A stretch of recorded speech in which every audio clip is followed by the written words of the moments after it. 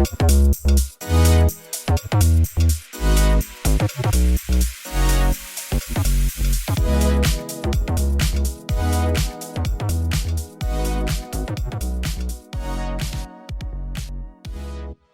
everyone, welcome back to Prescribed Vibes. I'm Stephanie. And I'm Sierra. We are two mental health therapists here to talk about the real things that come up in our life, from the therapy room to everyday moments, and how you can take what we know and apply it to your own life. We had a nice summer break, a little hiatus focused on our families and just being present and enjoying the summer. But we are excited to be back. Yes, so excited, and we are both thrilled to talk about this topic. It's something that we've talked to our clients about, our therapists, and it is building self trust, which honestly is the foundation for so much of our mental health. And we're excited to bring this up with you guys.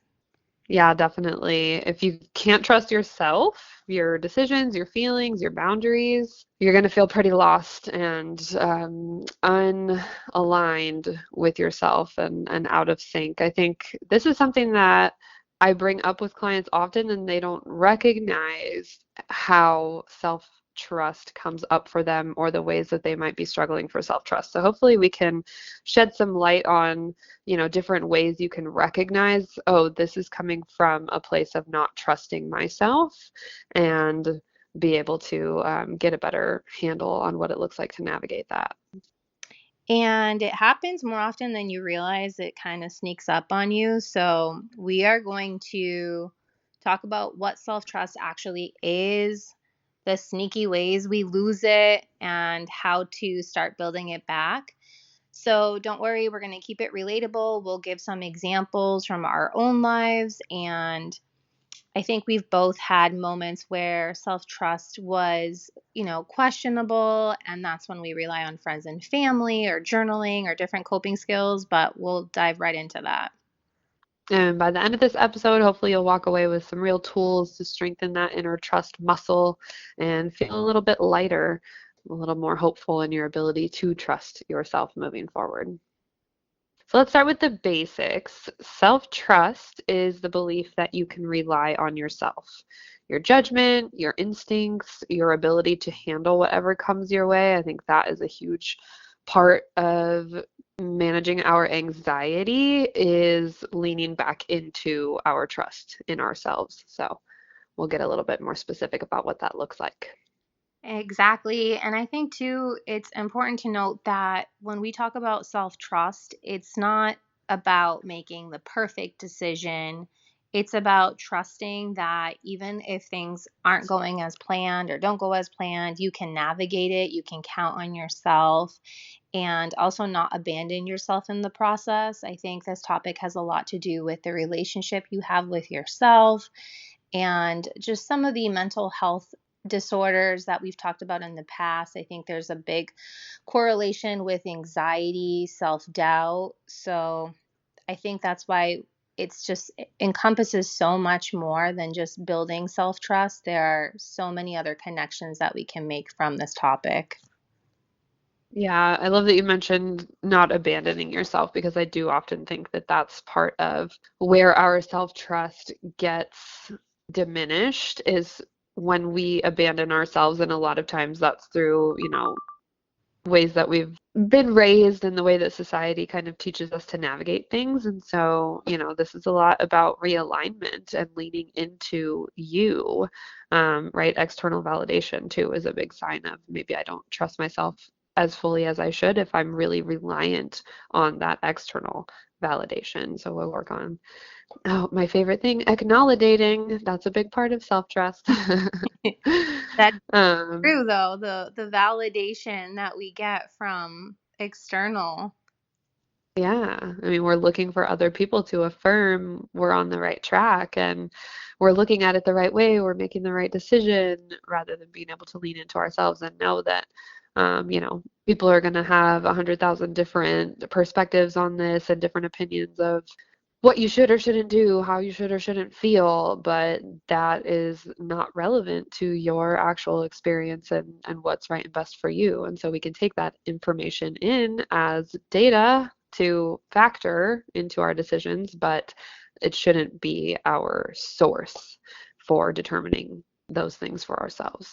Lack of self-trust can show up in big ways when we're overthinking our decisions, when we're again like outsourcing those choices to other people. What should I do? What do you think? Ignoring our own gut feelings, beating ourselves up after something. There's lots of different ways that that comes up.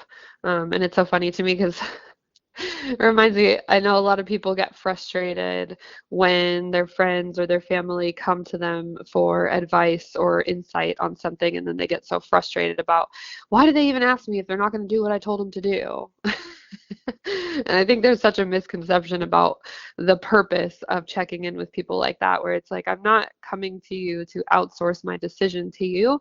I'm coming to you to kind of check in and see if there are other perspectives I haven't looked at or considerations that I should take, but not, we shouldn't be just going to people and again outsourcing those choices just based on what people are telling us to do. And we shouldn't expect others to do that either. Right. I totally agree with that. And sometimes, too, I've noticed this with clients and even myself that it just creeps up on you. You don't even realize that you've lost self trust. You can just go on with your life, and then situations arise, and you're just like, what is happening? Overthinking, ruminating, asking for advice, when it really boils down to, okay, how can I better trust myself, my intuition? What am I missing here? And really, a lot of this can come from childhood experiences where your feelings were dismissed, or even past mistakes where you've decided, shoot, I can't believe I missed that red flag, or was that a blind spot?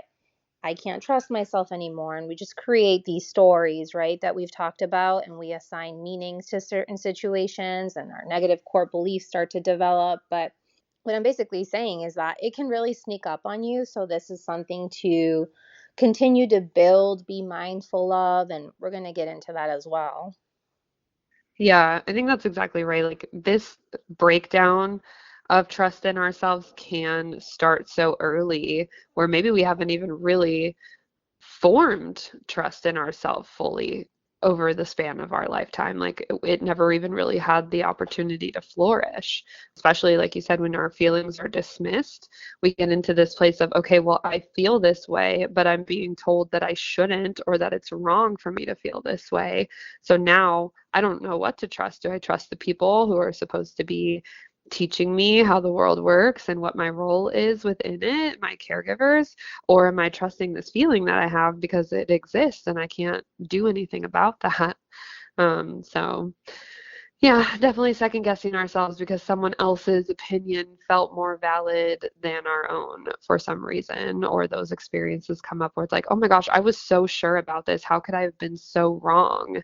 Now I can't trust myself anymore. So learning how to manage our narratives around that and shift our perspectives can be really, really helpful in building our self-trust back up. So let's talk about how we lose self trust.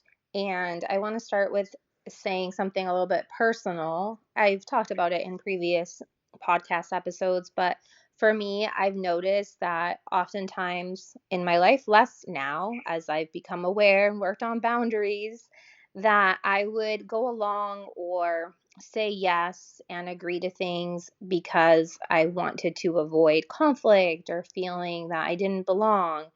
And every time I did that, what it was doing is really chipping away at my own trust and giving myself permission to take a step back and evaluate, well, what do I want to do? It's okay for me to have a different decision or say no or honor my own wishes. And because I think deep down, I don't even think I realized I was abandoning myself. It wasn't until I started learning more about boundaries and this topic itself, really, because I wasn't taught how to trust myself. I was taught to behave, follow the rules, do, what's healthy, what's right in society. So that's one way that we can start to lose self-trust, is just by just going along, some of the people pleasing that we do sometimes without really taking a step back to figure out, is this what I really want? Yeah, and our self-trust might be stronger in other areas, other facets of our life than others. And so, it might be, oh, I have really good trust in myself on these things, but over here I struggle with that. And so it doesn't necessarily have to be across the board. But every time we, like you said, abandon ourselves, we prioritize someone else's comfort over our own in a way that's detrimental to us, or we ignore our own feelings or needs to please other people or avoid conflict. We're telling ourselves, hey, I don't care what you feel or what you need right now. Like, making sure that these people are okay or this situation is okay is so much more important than what you need or feel in this moment. And we just break ourselves down subconsciously by doing that over and over and over again. I think our intuition, like for me, that's something I had to learn for sure, is to stop ignoring my intuition in relationships. We get those gut feelings, something's off, but we talk ourselves out of it. Some of us, right, those of us who have people-pleasing tendencies tend to be very empathetic. And so we empathize too hard and we understand why they're behaving the way that they are or doing the things that they're doing. And we start to make excuses for that. But then we are telling ourselves, hey, you can't trust you. We can give all of that to everyone else. And so, and then in hindsight, we kick ourselves and we're like, I knew it. Why did I ignore those things? Why didn't I listen to myself? That is such a big part of this when we override our inner signals again and again. Really, what we're doing is we're just teaching ourselves that what we want, our voice, we are trusted. Just we can't trust ourselves. It doesn't matter. And we start putting so much weight on other people to make decisions for us, or we rely on what they think, and it just becomes this cycle, right? And we program ourselves little by little that it doesn't it doesn't matter, we can't be trusted. So, and I really like what you said about, how you may feel that you can trust yourself in areas of your life, such as, for me, I feel like I can trust myself when it comes to work related topics or my career. But even then, there are times where I question myself, and that's okay. I think it's okay to recognize that, I'm feeling a little bit iffy about this, and really figuring out, where is that coming from? What can I do about it? Yeah, answering that call, like, okay, I hear my intuition, I hear my inner voice coming up and telling me like those alarms are going off. Don't just turn them off without investigating. Check in with yourself and question, like, be curious, what's going on here? I'm listening to you. What do you think? What do you need? To our inner self. Even just not keeping promises to ourselves or overcommitting to things, like not maintaining our boundaries. Those are things when we tell ourselves, like, I'm going to do this today. When we don't do it, we're breaking our own trust within ourselves. When we don't protect our peace or, overcommit our time and we're burning ourselves out, we can't trust ourselves to take care of ourselves. So it goes a little bit deeper than just those surface level ideas of what it looks like to trust ourselves. Right. And it becomes like death by a thousand cuts, because every time we don't follow through, we're sending a little message to our brain that we don't really mean what we're saying or what we tell ourselves we're going to do. And I never realized how much of a connection there is between having discipline with self-trust.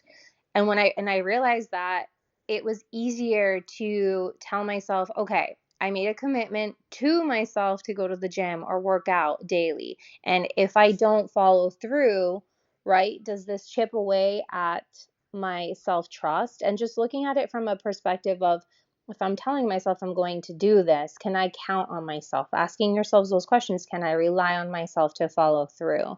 And it's okay if it's hard. At least you're giving yourself an opportunity to really have that conversation, honest conversation with yourself, and it can start there, right? So, we're going to talk about some of the signs that you may be struggling with self trust. So, it gives you some pointers and indicators that it's something that you can work on. Yeah, so if you're wondering if this is something you struggle with and you don't realize it, here's some signs. You're constantly seeking reassurance before making decisions.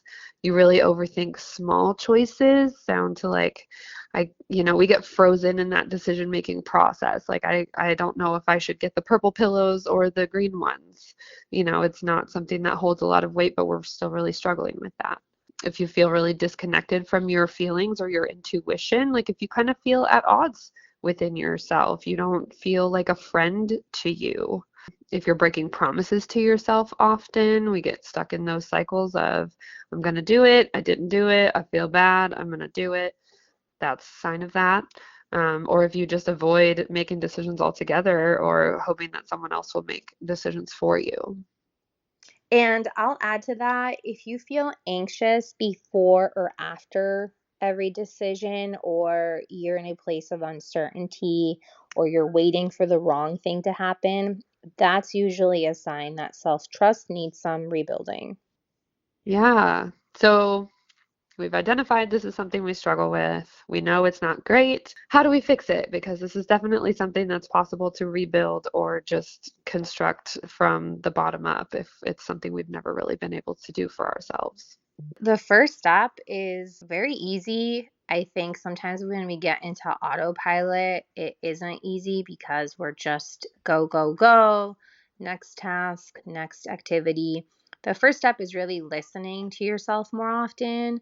And that means actually pausing to check in before making a choice. I've tried making that a habit for myself before committing, taking a step back and asking myself, okay, what do I want? What feels aligned for me right now?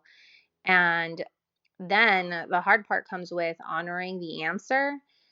But it takes practice, right? So just remember to be more aware of the thoughts that you're having, be more present and in tune with yourself. Absolutely. And start small. If you haven't trusted yourself in a while, don't start with huge life decisions. Build it into just the low stakes situations. Start with easy stuff. Picking what to eat without asking five people for input. Deciding your weekend plans based on your own needs and not what everyone is asking you or offering for you to do. Even just testing out voicing your opinion in situations rather than stifling how you feel. Like if you're going out to eat with your friends and it's, what do you want? What do you want? What do you want? Oh, I don't care. I'll have anything. Like throw something out there and see how it feels. Notice that everyone's not going to be mad at you or things aren't going to totally fall apart if we put ourselves out there a little bit and show ourselves, hey, we're allowed to have wants and needs and feelings and share those with others and honor them for ourselves. I think honoring ourselves is a huge part of building up the self-trust. I love that. And speaking of starting small, number three, I would say, is keep micro promises to yourself. If you say you're going to have, 4 cups of water by noon, that's something I tell myself, follow through with it, right? And it can be something small, but give yourself credit. Look, I'm doing it. The size doesn't matter. It's really about the repetition and the follow through. Oh my gosh, that reminds me of something I saw the other day that was talking about if you throw a bucket of water on a rock, nothing happens. But if you let one drop of water repeatedly drip onto that rock over time, it's going to put a hole in it. So don't overdo it. Don't go crazy. Consistency and repetition is more important than intensity or duration. So be okay with not going from 0 to 100. Work your way up. It's going to be more sustainable. We're going to feel better about ourselves. And that can vary from day to day. And so just kind of meet yourself where you're at and do something that aligns. If you make a promise with yourself that you're going to move your body and you really didn't have time to go do a 3-mile hike today, then do a couple planks before you get into bed. Do some jumping jacks, something simple that still ticks that box and tells yourself, hey, it might look different day to day, but we can still trust that we're going to show up for ourselves in the ways that we have promised to ourselves that we will. And then there are going to be times where we're going to break our trust with ourselves. It's just going to happen, and that's okay. It's really important to not shame ourselves or get too down on ourselves about it. It's just notice, oh, okay, that was not what I had set out to do. That was not in alignment with what I want for myself. What can I do differently? Tomorrow's a clean slate. The rest of the day is a clean slate. Like just because we messed up in the morning doesn't mean that the rest of the day has to go in the garbage. Just because we messed up on day 35 doesn't mean we're starting back on day one. Tomorrow is still 36. Just keep going. Right. Just be kind to yourself. Learning to forgive yourself is huge. You're going to make mistakes. Self trust isn't about perfection, it's self loyalty, and it takes time. Absolutely. I think that's this kind of work, it does take, like you said, going from autopilot when we're just not very conscious to being conscious and literally having like a live filter of all of these thoughts and deciding what do I do with them? How do I align better with what I'm trying to accomplish? It is work and it can feel exhausting. And so be gentle with yourself in that, like, okay, at least I'm doing it. I'm trying. Like, this is a muscle that I have to build up. It's not going to flip like a switch overnight. There are going to be times where I fall short, I forget, I don't catch it. That's okay to do. Totally. That brain muscle, I love that term, like the muscle, right? You just have to keep working it and working it until you have that muscle memory, right? And pretty soon it becomes natural. So, let's give our listeners a few practical things that we can try this week to build self-trust. We'll start with checking in with yourself. If you can do it one time a day, if you can do it 3 times a day, if you can do it consistently, start where you're at, but check in with yourself about what do I need right now? Because what we, I was talking to a client yesterday about don't should all over yourself, right? Yeah. Yes, there are maybe things that we quote unquote should be doing or should be dedicating our time to, but maybe we're burned out, maybe we're overwhelmed, maybe we don't have the desire for some of those things. And we want to be careful about, oh, I'll do it when I feel like it, right? But that's a whole different topic. This is what do I need right now? Whether that's rest, whether it's connection, whether it's to move our body, whether it's nutrition in some way, whether it's to check some things off of our to-do list and be productive because we were, resting or stuck in a slump lately, like checking in and say, what's going to feel good to me today? And honoring that for yourself. Yeah, I totally agree with that. I love the daily check-ins and the questions because it really gives you an opportunity to just take that step back and give yourself permission to think about it, right? It's part of self-discovery. What do I want? Why do I want it? And then eventually you just get to know yourself more and more. I think what I would add to that as a second practical thing you can do to build self-trust would be to start noticing, writing down, whether it's on your phone, notes app, or a journal, write down the moments that you say yes when you mean no. And that might happen after, right? When you just experience regret, like, oh, why did I say yes to going out? Or why did I say yes to babysitting when you really meant no? And then you'll be able to start seeing patterns of where you override yourself. And it's going to give you more of a visual, and it's also going to probably serve as a reminder for next time to take pause before committing and really asking yourself some questions. Yeah, definitely. And let's normalize going back and saying, you know what, when I said yes to this, I wasn't really considering X, Y, and Z. I don't think that that's going to work for me after all. And we do want to be mindful of how that might impact people and be selective about that. If it's something where it's like, okay, well, this thing is happening in 30 minutes and you're just now telling me, or I'm really going to be in a pickle if you don't follow through with this. We want to still have integrity and, be aligned with our character, but it's okay to recognize like, oh, I said yes to this thing when I really should have said no, or vice versa, and I want to go back and correct that and honor ourselves in hindsight. Even if we don't recognize it or we don't take action on it in the moment, when we still consider those things afterward to say like, oh, this is what happened. I was feeling really uncomfortable or I didn't want to let them down. So I overrode myself. I said something that wasn't true to me. I didn't honor myself or trusted myself. I didn't demonstrate that I can trust myself in that moment. Here's how I would like to do it differently in the future. thinking about it in hindsight is not useless. That still creates those connections in your brain to those types of situations and what you would want to do differently next time. So don't think that contemplating those things after the matter is useless, because it's not. You're still teaching your brain how you want to do it differently in the future.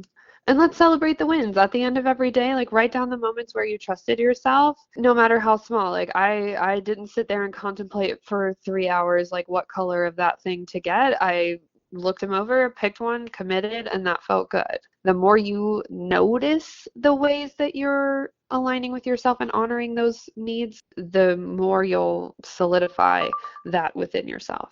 And of course, number 4, I can't help but add that you can work with a therapist on this, just like we do, and talk it out, have a sounding board. And if you don't have a therapist or you can't afford a therapist, even talking to a friend or someone that you can confide in and trust, or a coach. So this is something that really does take time. It's about having that relationship with yourself. There's consistency involved, really showing up when it's not convenient, but it's doable. Just like Sierra said, it's just, the more you repeat it, the more it becomes that muscle. Those neural pathways become so strong. And really just, we want to bring this to your awareness because it is such a foundation to mental health. I know we talk to our clients talk to us about it, clients that experience anxiety and self-doubt and overthinking.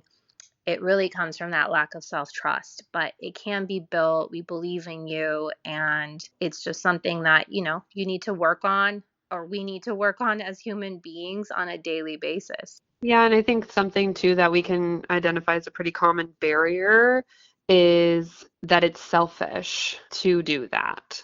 That's something I think that has been kind of taught over time, where it doesn't matter what you want or need or feel, like consider everyone else. Again, prioritizing other people's comfort over our own. And so reframing, like, if we aren't looking out for our own needs, wants, feelings, best interests, no one else is in our mind, no one else is able to attune with that like we can, and no, it's no one else's responsibility to communicate or advocate for those things.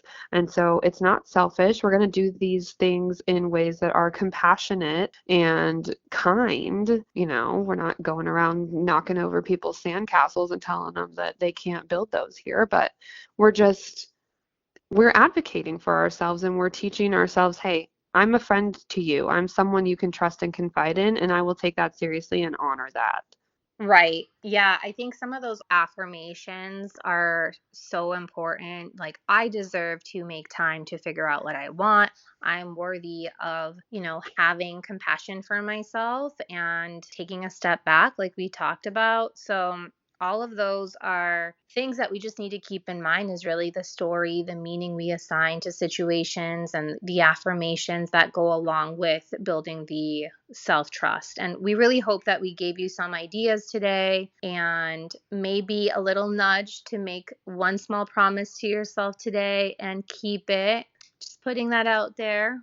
All right. Well, hopefully you guys learn that you're someone you can trust in, and just over time with repetition, reinforce that to yourself. You're not starting from zero. Somewhere inside you, you know what you need, what you want, how you feel, and it's just about reconnecting with that and aligning with that for yourself. So if you guys love this episode today, share it with someone who might need to hear it. Thank you so much for tuning in. We missed you guys. We're excited to be back to it.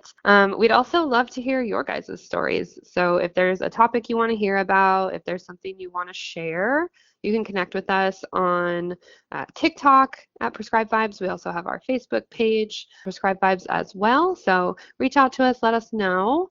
And thanks so much for tuning in. Thank you so much, friends, and we'll see you next time. Bye. Bye.